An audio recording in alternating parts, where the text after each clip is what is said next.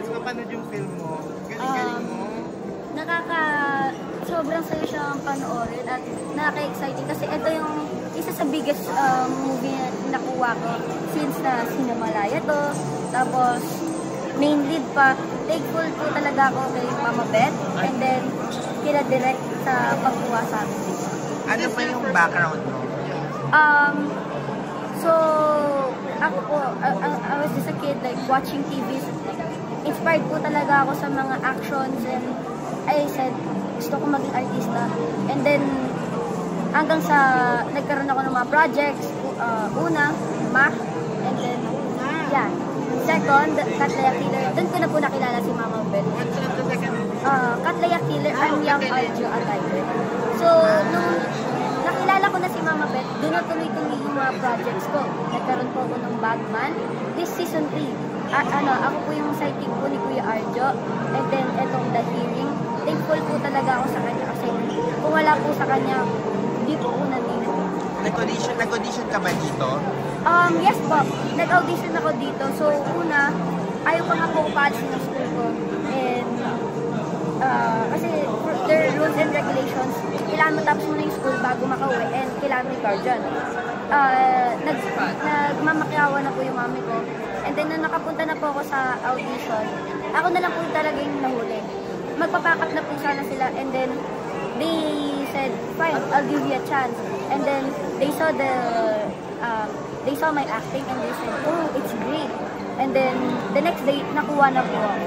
Ano yung mga instruction na binibigay sa'yo ni Direk Lau? Kasi di ba wala kang dialogue dito? So, more on facial reaction po ako. So, pag nagsa-sign language po sa akin, dun po ako nagre-react using my face. Yun lang po yung instruction niya. Since deaf po ako, hindi po ako makakarinig sa mga sinasabi ng tao.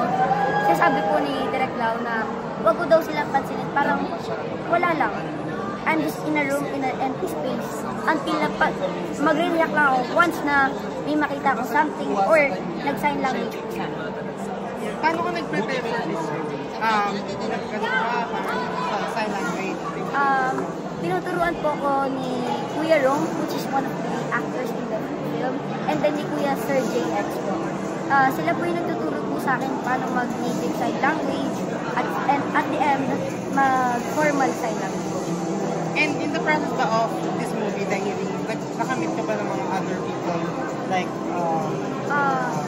na-meet ko po yung directors, crew staff, and then nakamit ko po din sila Maylin and other artists. Yung I like mga taong katulad mo na deaf, katulad mo ng character mo na deaf, meron bang meron limit mo sila para mas magkaroon ka ng in-depth sa character?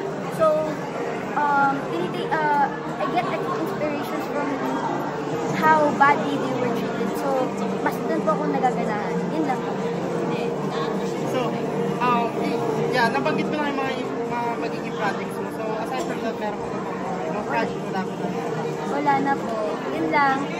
Ano na yung mga pinaghugutan mo dito sa character mo and special favorite part mo doon sa movie? Kasi sobrang probably yung pinakita ko yung sugat ko sa nanay ko kasi heartbreaking po talaga yung sugat.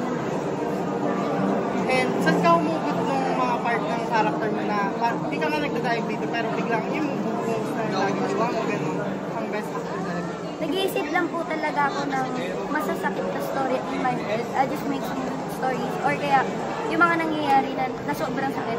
Kaya po ako nakayak dahil Sige, invite everyone na lang to watch The Hearing. Guys, go to Ayala Mall, Bay, Manila. Manood po kayo ng The Hearing in Cinemalaya 2024. Thank you so much. Thank you po. Congrats. Thank you po.